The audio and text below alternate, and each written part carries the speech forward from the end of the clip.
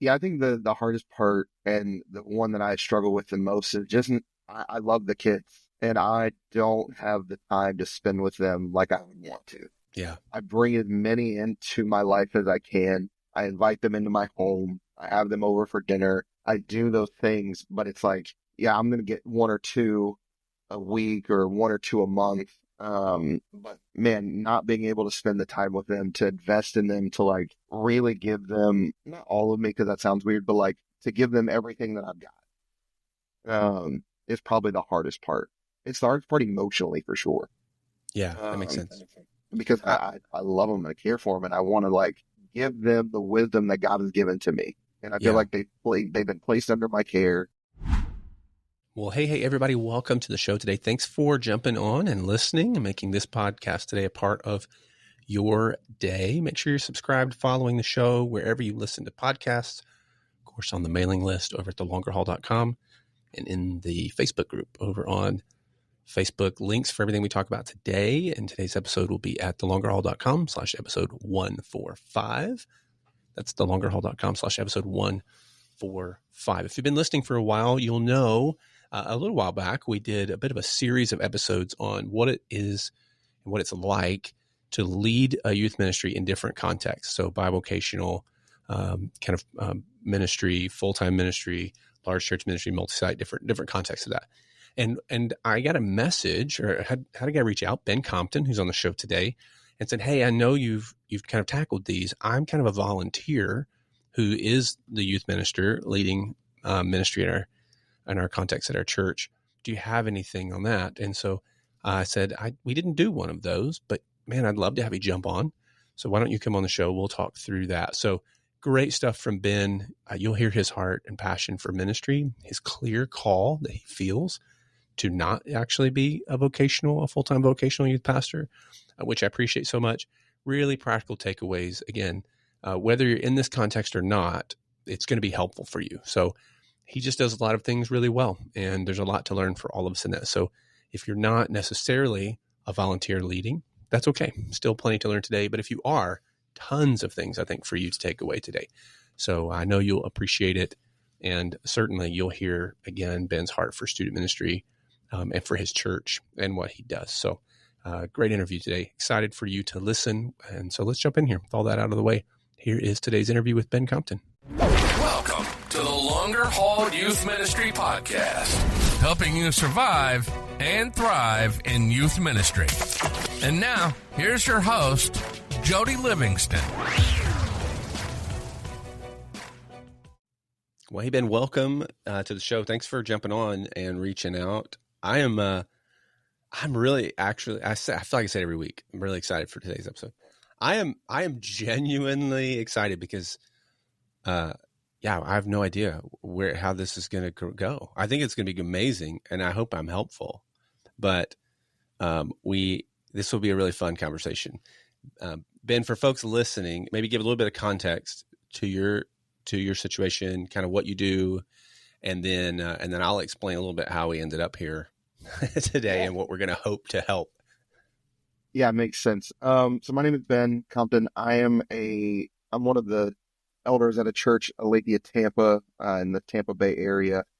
And I started a youth group at our church. We were a church plant. We were a mobile church plant. So we were meeting inside of a YMCA, well, actually a BCM inside at USF's campus, and then moved from there to the Y, and then from there to middle school gym. And then now we actually just moved into our own space, March of this year. So really excited about that. But me and another lady at our church, Kelly, started a youth group 9 years ago. So we started meeting, kind of noticed a need in our church. Both of us loved teens, loved youth. I had worked with youth in the past at previous churches, done a lot of different work with youth. I went to Southeastern University in Lakeland, Florida, and I was a criminal justice major with a minor in youth ministry, because my initial goal in life was to be a youth correctional officer. That was going to be, I was in the military for 6 years, and so I just was like, hey, a job where I get to hold a gun sounds fun. I'm so like love teens, love youth, have a real big heart for them. I was saved. I grew up a pastor's kid, but I was saved, really saved, because of the work that was done by God, but through the power of the Holy Spirit in my youth pastor. Really called me on my junk, and really called me, used the Holy Spirit, used him to call me out, and to bring me to Jesus, in a real way. And so that kind of led me to like want to work with youth, and that's where all of my passion and drive comes from. And so because of that, just we saw the need at our church, and Kelly and I both were like, we love teens. We want to dive into it and provide a space for them. And so when we started 9 years ago, there was 6 kids. And so 9 years later, we run anywhere between 20 to 30 kids, and I am a full-time volunteer. And I say full-time volunteer. That sounds really strange. I am a volunteer at the church. So I am a lay elder of the church, but I also lead the youth ministry. I don't get paid in any way from the church other than reimbursements. Sometimes when I remember to submit the receipts. So like I completely unpaid. A lot of times I pay out of my pocket to do certain things. And so, that kind of gives the context to me and what I do. Everyone listening right now is thinking, yeah, sometimes I feel like a youth correctional officer on the last night of camp, right? Like the night before 100%. Right? Absolutely. So, I don't know that you really changed your trajectory too much. I don't know about the gun thing, but I think everything else pretty much is still in line. So I live in Florida, so I may or may not carry it every day. It's fine. And one of the things that I think is important to point out is you're doing this as a volunteer and really feel in no way called to do this vocationally outside of that. Like you have a full-time job, you feel like you're living out that calling in the context that you're in right now. Yeah, absolutely. So I definitely don't feel called to full-time vocational ministry. I'm fully called to be where I am. I fully believe that God places you where you are to be where you are. He puts you where he wants you. And he put me in a position at the company that I'm at. I've been here for 6 years, and it provides for my family. And the way that I view my work and ministry is very interesting and different than a lot of people, but I view my work as a vehicle to allow me to do the work that God's called me to do.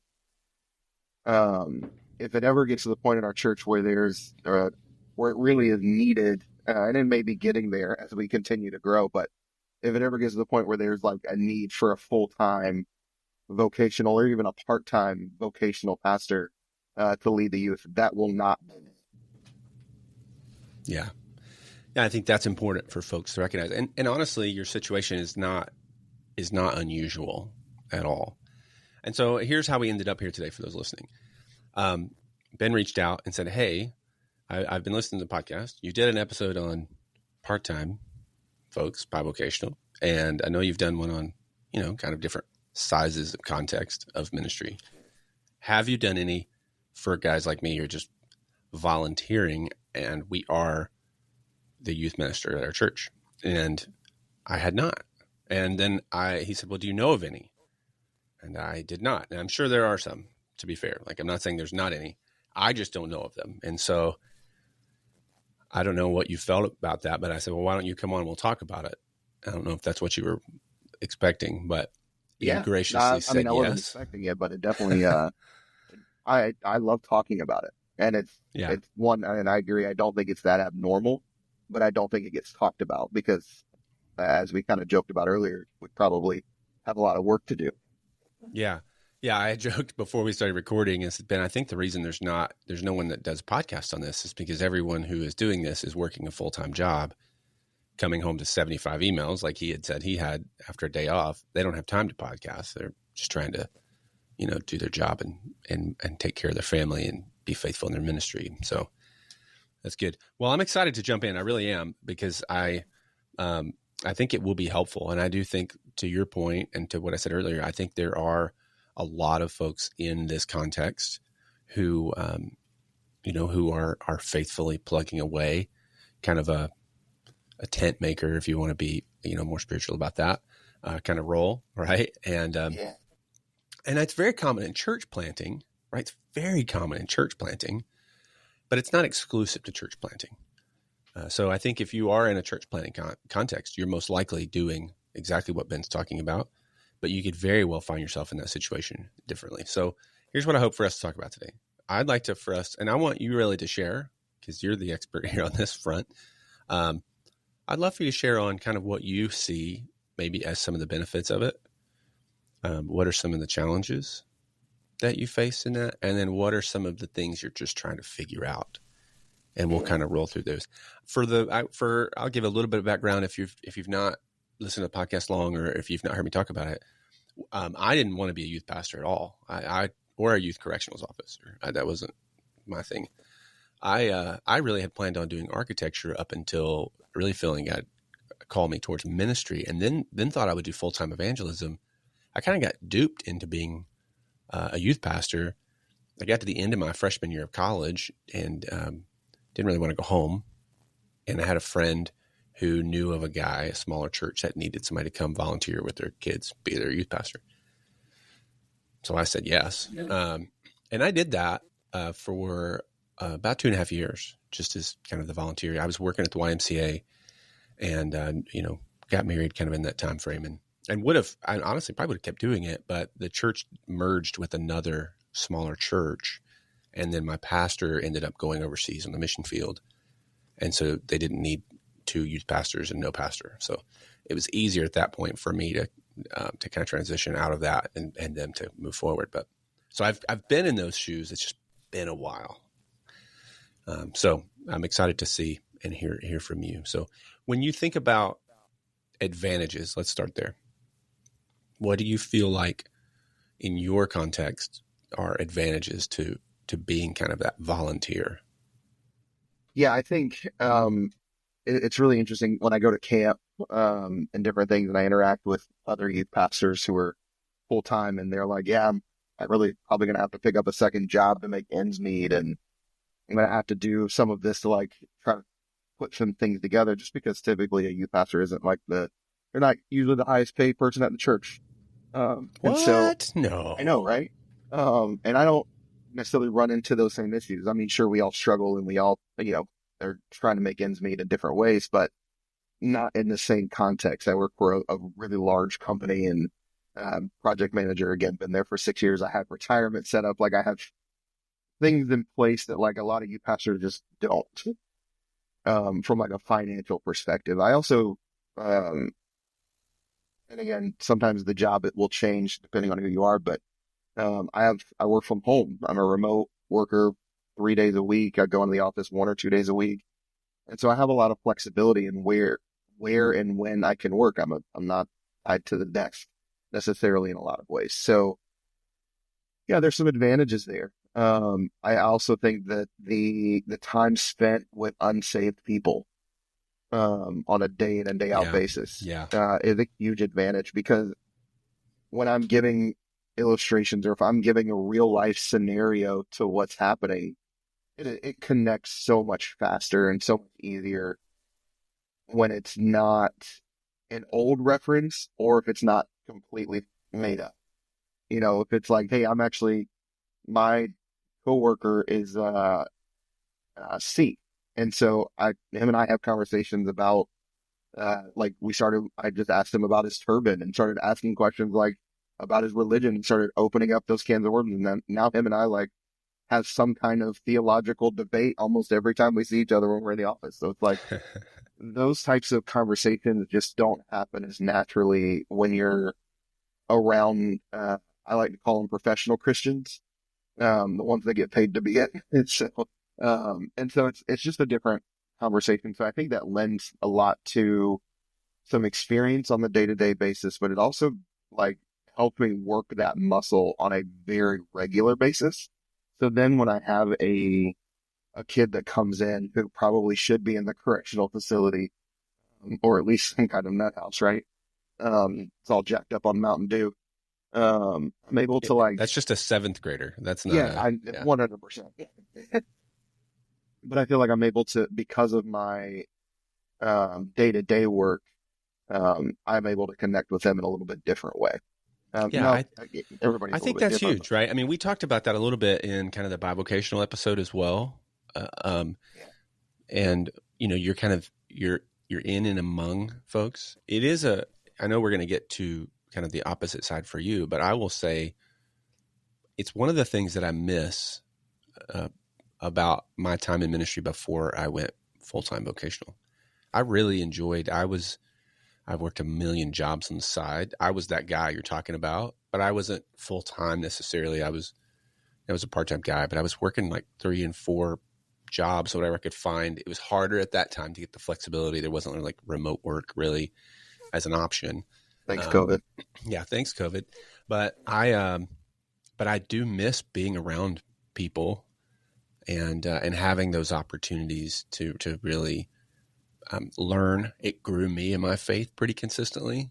I was doing tons of ministry outside of student ministry in the church, just in those interactions, like you're saying, those conversations. And so I definitely think that's an advantage. And on the full-time side, again, and I don't mean to compare and contrast on everything, but depending on the culture of your church, sometimes there's an expectation you are in the office.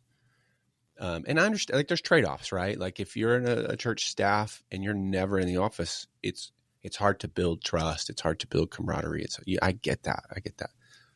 But the other side is true. Like, if you're not careful, you're always just in the church. You're never outside. So some contexts are going to allow you to go and work from a Starbucks or go to, and it's a little better, right? It's closer. You're out, but it's not the same. To your point, it's not the same. Let me ask you a question. Do you feel like when you're having conversations with students or parents, does the fact that you are working a full-time job, doing this as a volunteer, how does that play out? Yeah, it's really interesting. I'm going to speak from the parents' perspective because, again, most parents that I'm dealing with are working full-time, or at least the dad is. And so we have a lot of commonality. And so then I get a little bit more grace almost from hey, I'm a volunteer here. And sometimes I have to remind them of that. And so it's like, hey, I'm putting in 15 to 20 hours a week on top of my 50 to 60 hour a week job. So like, I need you to work with me a little bit here and maybe show a little bit more grace. The kids don't care. Like, they're like, oh, cool. You had a hard day at work. Cool. That's great. What game are we playing? Yeah, that's awesome. I'm thinking, as you're talking right now, I'm thinking, gosh, I don't know. I love recruiting volunteers. Like, I really enjoy that. And I feel like I've gotten really, it's one of the things I probably do pretty well outside of dodgeball against junior high kids. Man, I think I could recruit like a champ if I was in your context, because there's no excuse. Like, I'm too busy. We've got a lot going on. Like, there's none of that. That is not going to fly. They're going to feel so guilty even trying to remotely say that they're busy. Yeah, I think the hard part for me is I'm really, and some of this is a control issue that I'm working with through the Lord, but I'm really specific on who I allow to volunteer. Because I'm volunteer and I don't have, I'm going to use the word control because I don't have a better word, but because I don't have full control on day in, day out basis of what happens inside the ministry, right? Like, I rely a ton on my volunteers, and I don't have a lot of them. And that's, again, kind of on purpose, but I rely on them to have touch bases with students. I rely on that. And so I'm really particular about who I let serve, because I don't want, just as a youth pastor or a youth leader can be influential in a good way, they can have the opposite effect. And so I don't want that to happen. And I have to be able to trust not only the person, but like, I need their theology to line up with what we're teaching on. We meet on Tuesday nights. I need their theology to match up. I need their personalities to match up. Like, on top of just trusting them as a person, I need to be able to trust them from a spiritual standpoint to lead. Yeah, and I think that's wise, right? Like I would hope that everyone listening, depending on their context, would say that.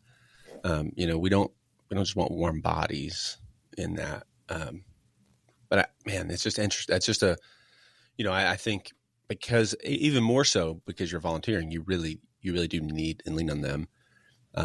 It is more of does it feel like more of a team? I mean, like every context should be, but does this feel like more, hey, we're locking arms shoulder to shoulder? 100%. Yeah. Yeah, That it's feels like it would be true.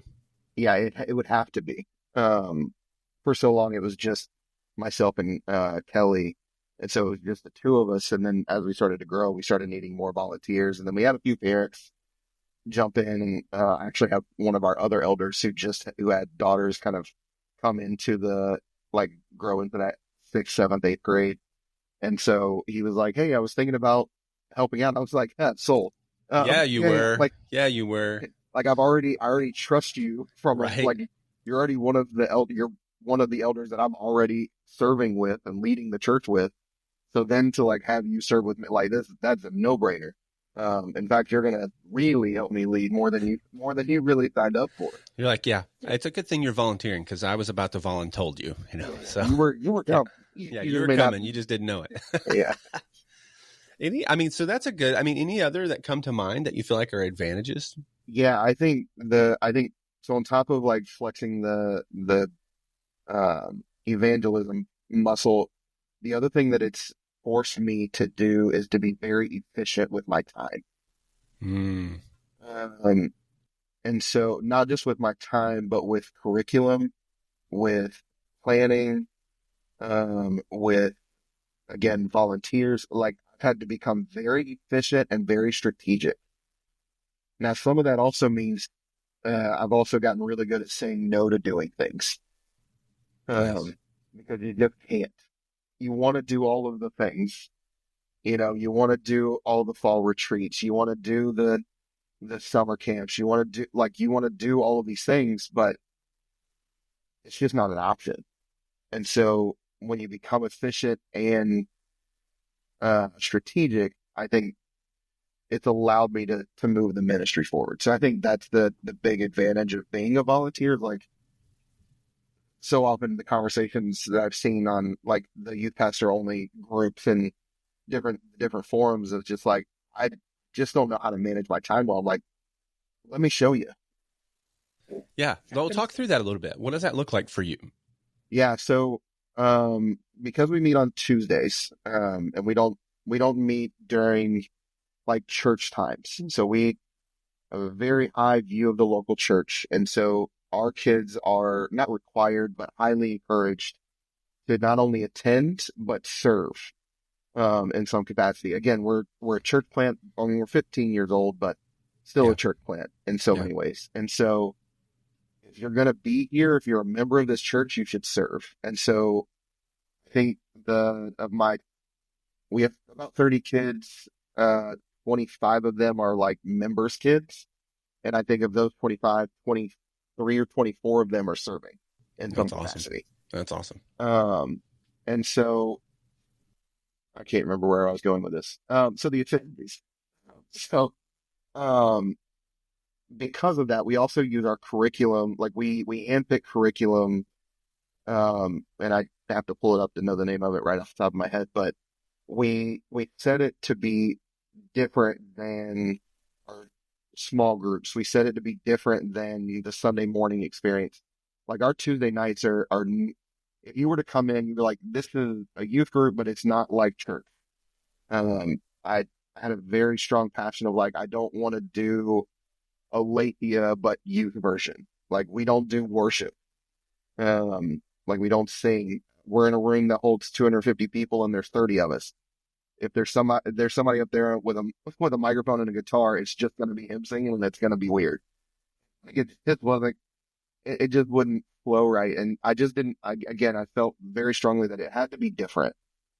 I grew up in the youth groups where it was just like, it was a church service for teens. And I'm like, this works kind of, but it's like, we gotta, in my opinion, we have to get down to a granular level and have this apply to their lives tomorrow.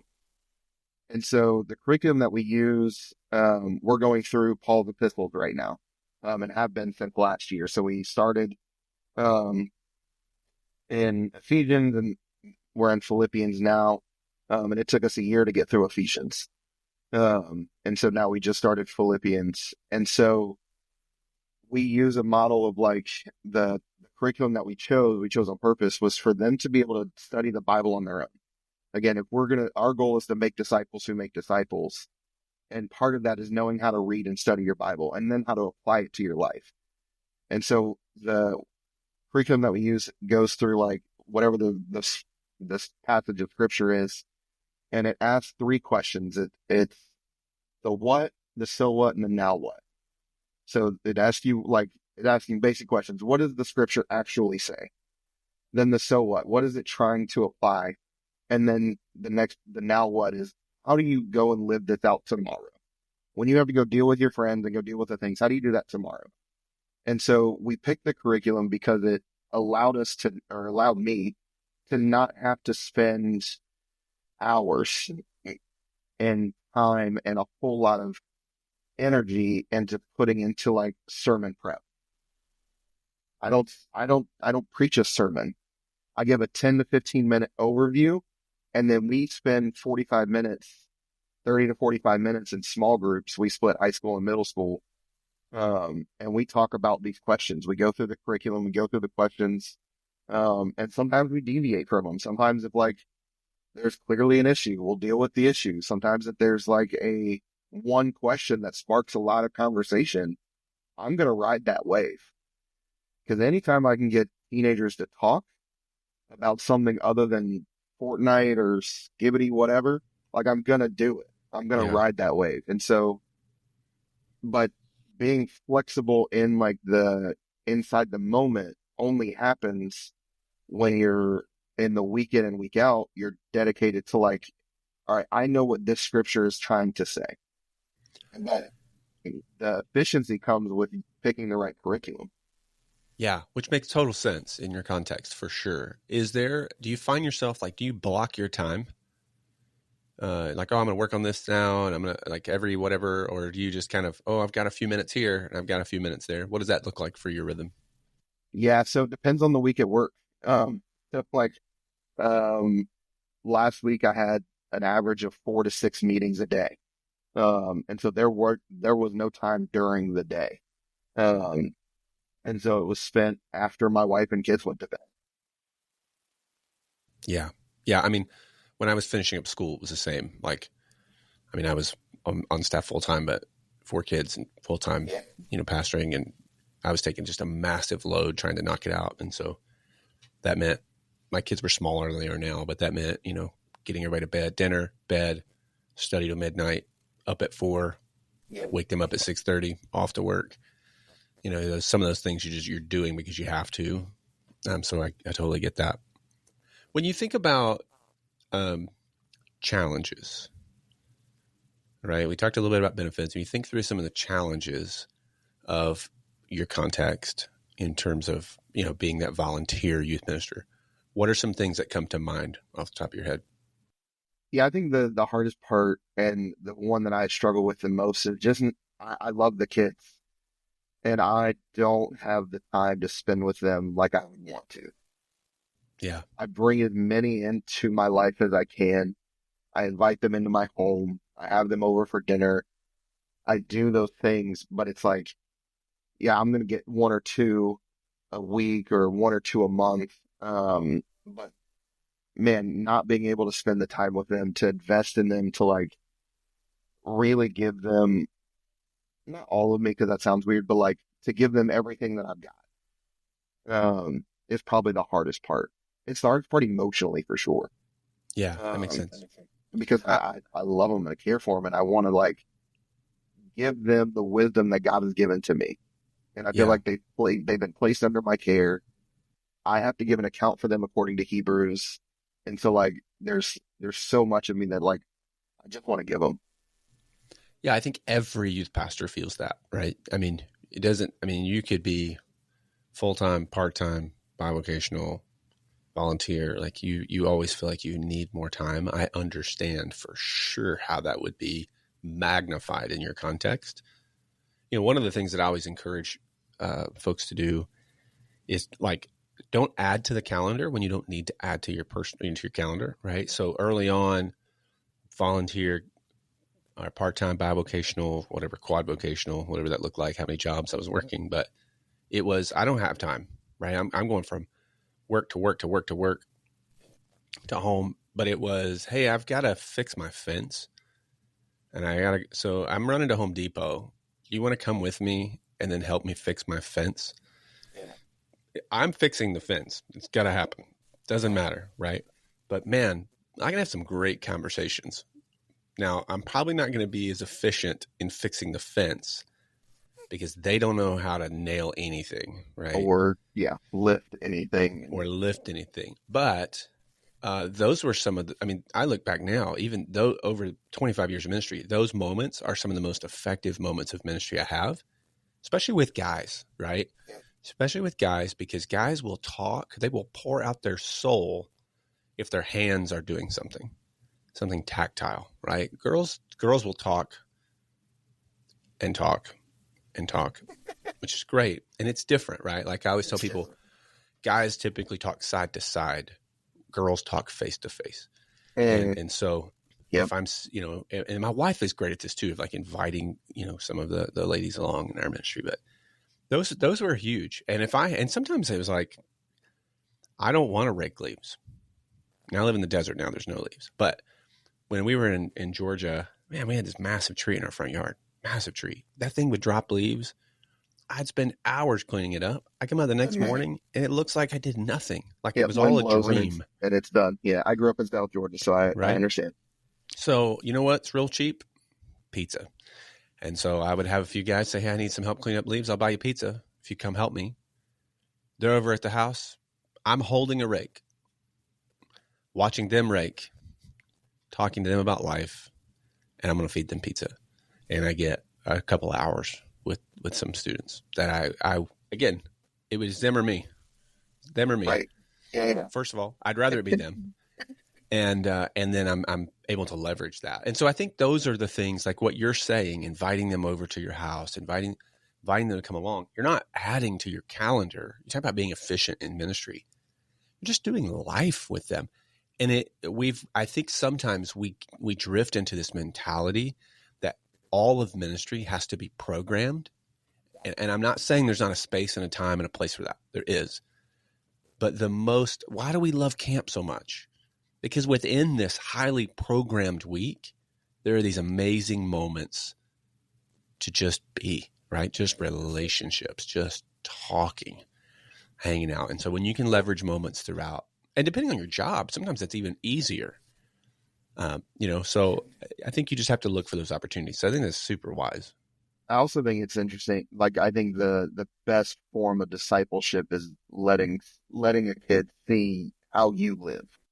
Yeah. Model that faith, right? Right. Like they can see me be a husband and a father in the wins and when I'm faulty, when I'm a jerk to my kids, but they get to see me repent to my kids. Yeah. Your home life is crazy. Come have dinner with us. Yeah. You'll be encouraged. We're crazy, but not maybe as crazy. Yeah. I love that. I love that. Okay. So what would you say? Any other challenges that come to mind? Yeah. I think planning, the amount of, especially camp, and then fundraising for camp, is extensive, and I don't do it well. I'm not built for it to begin with. There's a reason I'm not a full-time missionary. Hey, can I meet up with you to tell you about my ministry? I don't do that well. But fundraising and planning of those fundraisers and getting things planned for camp, transportation, all of those fun things. I think planning the year over year, again, is part of being efficient and strategic, but it's the events that become really challenging when it pulls even out of the rhythm of we meet on Tuesdays, right? And so even pulling something out of the rhythm of a normal Tuesday, because I'm already being pulled away from the house. I'm already probably dipping out of work a little bit early on Tuesdays. And so then to add another day, even if it's once a quarter, once a month, whatever that may look like, to plan a special event or a plan a fundraiser or whatever that may be, the planning of that already adds to the time and the week and then the actual function itself. Yeah, that makes sense. When you think through things right now that you're trying to figure out, like, okay, when Ben's sitting down going, oh gosh, I got to figure this out, or things that you're maybe even on a personal level when it comes to being this youth minister for these kids, like what are the things that you're thinking through and trying to navigate, struggling through? Yeah, I think student leaders. I think that's the one that's keeping me up at night right now. Is I have a graduating class of about 7, 8 kids. So if we're looking at 30 kids, that I'm losing a third of my youth group. Yeah. And out of those 7 or 8, I can really think of like 3 or 4 that I could really see as leaders. But there's 2 that I've spent some time with and kind of help cultivate that. But again, not being able to spend dedicated time with them working through some of those things. So just trying to figure out how I keep those incredible young people that I've spent the last 7, 8 years, investing in. How do I keep them now volunteers? Because again, I'm thinking I've trusted them, I've invested in them, I've discipled them. So like, there's so much there, there's so much history there. So it makes sense to bring them into it, but it's like, they're not ready. And that's on a lot of that's on me because I was their leader and I didn't help them grow in those spaces. So that's what's keeping me up right now. No, I think, again, not unique to you, but I can understand feeling the weight of that for sure. When you're looking ahead at this coming year, right? Because we're end of December here when we're recording this. What are your big goals, dreams, fears for 25? Yeah. So this is going to be specific to me. I'm actually having a third child in January. Congratulations, maybe. Yeah, for sure. We've been trying for a while. We have 2 boys and we're about to have a girl. And so yeah, what's kind of pushing ahead in 25 is like we're taking a break from youth in January and February because there's no one else to really lead it on a week in and week out basis. So like I can't put that on some of my some of the other volunteers. Like I can't put that on them. They're not equipped for that. They didn't sign up for that. Like they don't feel called to that. And so I'd rather, shut it down for 2 months, and then pick back up in March, after I've had some time with the baby and all the things. So yeah. And then, camp this year, we're going to be doing camp a little bit different. We've gone to huge camps the last couple of years. Again, finding camps that are just kind of a plug and play. Yeah, no, smart. We pay money, we travel there and it's done. This year we're going to have to do it different because I don't have the time to fundraise. Again, I've had a baby on the way for the last 8 months. It's been a wild time in my house. And so because of lack of fundraising opportunities and different things, like I can't ask, we don't have so much money that we can, pay for $400 a kid to go to camp. We don't have 10 grand just sitting around. So we're planning camp a little bit different. We're probably going to call it like a summer retreat because I don't want them to think of it as camp, but it'll be shorter. Smart. It'll be somewhere local. So that way we don't have to worry about transportation and different things like that. But even then, just trying to plan that and get the dollars and get the sense and get that lined up and then get a guest speaker. And yeah, so that's 2025. I'm just trying to get through June. And then, then we take in advance is what it sounds like. 100%. And then we take June and July off. Like other than camp or summer retreat, like we don't do anything in June or July. Just to give my volunteers a break, to give me a break. Like we just take June and July off. And typically with travel schedules and all the things, like we push through summer one year and like there'd be 1 week I had 4 kids and then one other week I had 1. And then another week where I had all 30 of them. And so it's like to plan that and then to try to go, because we're going through a curriculum and we're going expositionally through scripture. If you miss a week, then you like miss a whole chunk. And it's like, so if you do that for 4 kids, like that's great for those 4 kids. But then I'm going to have to revisit it anyway. And so then those 4 kids are going to completely tone me out. And so we just stop in June and July. But that's the benefit of kind of having things set in an order and ready to go is I don't have to plan after June. When we start back in August, I know exactly what we're going to hit August through November. And then we do 2 weeks of Advent and then we break for New Year's. So like it goes so fast. It's like 25 is already over. It hadn't even started yet. Yeah. Let's say you and I were grabbing lunch on your lunch break. Okay. And I am pretty new to ministry, stepping into a context similar to yours, but maybe a few years behind you. I volunteer, and I'm just trying to figure out how to keep my head above water and make this thing work. Right. I'm going to be, and I heard, I'm gonna maybe across town from you, and somebody said, "Oh man, you should talk to Ben. He's been doing this for a while as a volunteer and kind of has some things figured out." What kind of advice are you gonna give me there at lunch? What should I do first? What do I need to really focus on and think through? I think the first thing you have to establish what you want your youth ministry to look like. And then I think some of that's going to be dependent upon what the leadership of the church wants. For me, it was, we don't know. So you and Kelly have a passion for it. Whatever you guys decide, we're good with. So depending on what that's going to look like. But I think you got to decide what the goal is. And then if you're planning to start, just start meeting, just start being with them. One of the things that I've learned the most as going through like Ephesians and now Philippians is that the church was just together all the time. Discipleship happens when you're together. And so my first advice would be just start getting together, even if it's just to eat and hang out. It doesn't even have pray over the meal, ask them how their week's going. Don't even worry about getting into the Bible just yet. Just be with them. If you're establishing a youth group, just be together. Because the more you build that relationship with them, the more that when you start talking about Jesus, the more it's going to be accepted.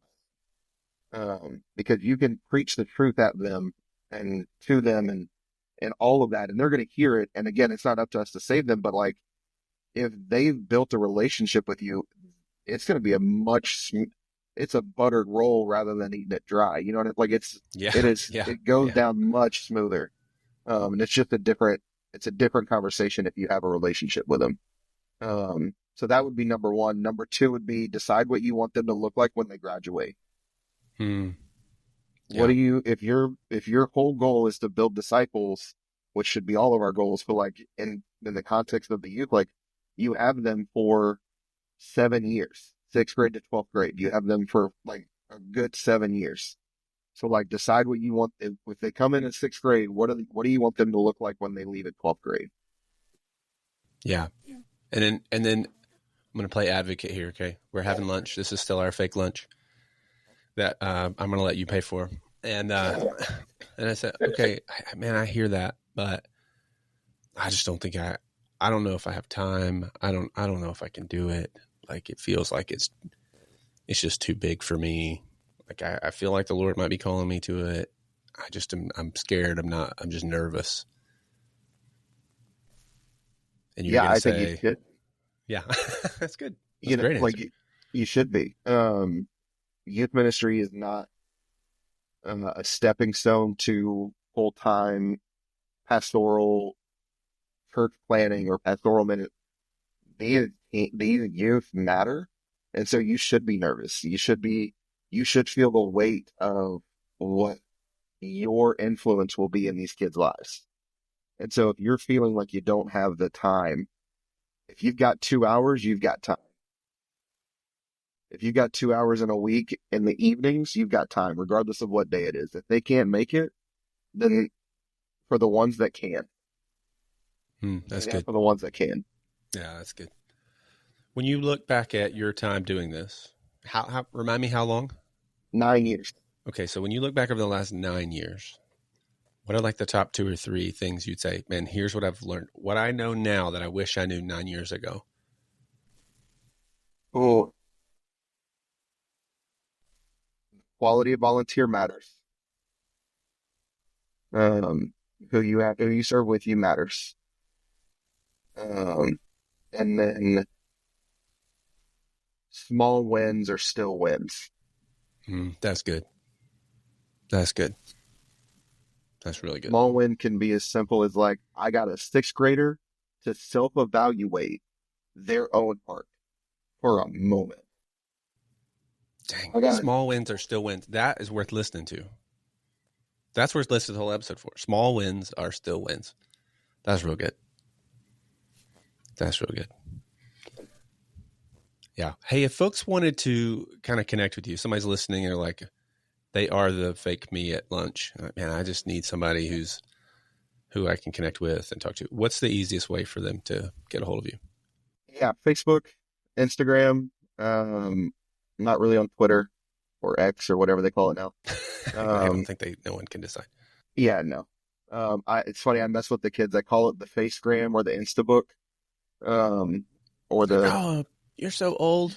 Yeah. Like I'm 35, guys, chill out.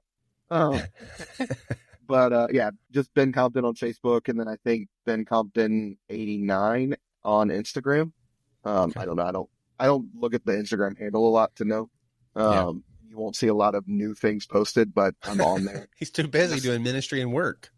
I mean, I'm on there looking through reels and sending them to my wife because that's how we talk now. That's awesome. Well, Ben, thanks again so much just for reaching out.